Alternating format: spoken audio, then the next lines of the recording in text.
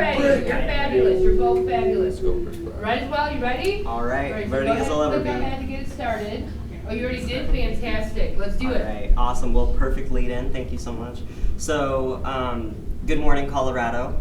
So, time to fess up. How many of you guys could consider yourselves a stoner? Yeah. All right, awesome. Well, I am so excited that you guys are thrilled about your geology.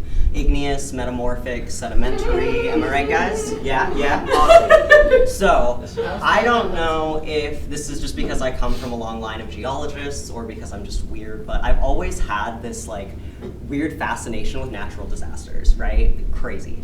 So when I got the opportunity this last spring to take Professor Mullen's natural disasters course at this institution, I was elated. I was thrilled. It was a crazy class. So one of the most important things that really stuck with me through that class was just how much natural disaster deaths drop off once communities implement increased awareness and safety measures to prepare for these events. So today, I am going to go over 3 natural disasters that you may encounter in Colorado. Floods, tornadoes, and wildfires. So we're going to talk about what causes them, as well as what you can do to keep safe in those events. So let's talk about natural disaster number 1. It's going to be floods. So our first natural disaster is floods, very big in Colorado. So some longtime Coloradans may be familiar with the Big Thompson flood of 1976. And so the United States Geological Survey in 2006 did a report on this saying that the flood happened due to a large sedentary thunderstorm dumping 12 inches of rain in just a few hours up in the mountains. So downstream, these residents and mostly tourists in this mountain town, they had no warning. They didn't know what was coming until it already washed them away. So 144 people died in that event. However, when similar floodwaters came in 2013, only 8 people died, and that's thanks to these increased awareness and safety measures. So, the USGS, or Geological Survey, their safety page as of 2019 says that if you can check online to see if you live in a floodplain, where your house is at, or your school, or whatever. We're up on a hill here, so we're pretty safe.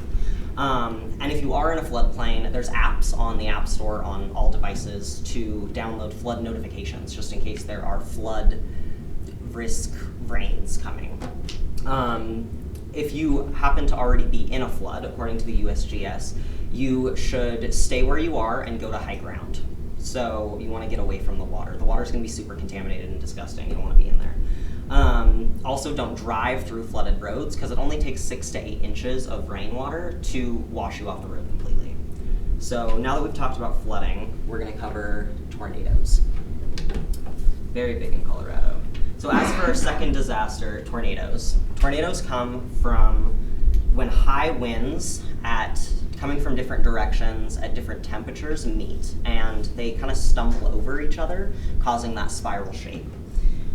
So geologists can't prevent tornadoes, which makes it increasingly important to know your risk and to have a plan. So your risk kind of comes down to location, right? So this kind of shows there's a lot of tornadoes up in Weld County, and not so many in Jefferson County.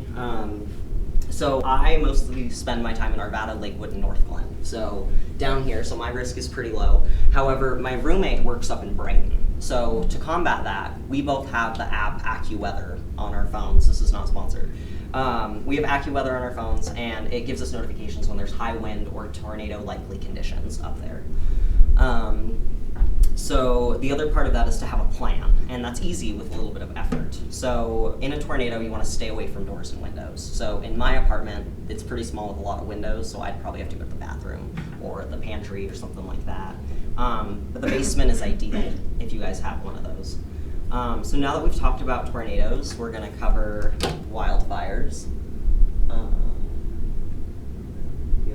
Yeah, basements are great, top floors don't protect you. So now we're going to talk about wildfires. Finally, wildfires should be fresh in all of our minds after the Marshall fires almost a year ago today. That took place less than 10 miles from here, and I actually lived in the pre-evacuation zone, so that one hit really close for me. Wildfires can be caused by many things, anything from underground coal seams to lightning strikes. However, human-caused fires are 100% preventable every single time. And that can be done through safe fire habits. So per this 2019 infographic from NOAA, the National Oceanic and Atmospheric Administration, in 2019, they say that most importantly, to sum this up, you want to be aware of your space, right?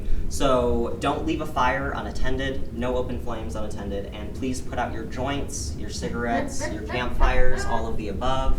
Please put those out completely before abandoning them. If there's a wildfire in your area, keep updated on the news. You're going to want to be warned of any pre-evacuation or evacuations coming up. If you are called to evacuate, you can water your lawn ahead of time, and that'll kind of help slow the flames. And you can also think about if you're able and willing to take in friends, family members, neighbors who may have lost their homes. All right, so to conclude,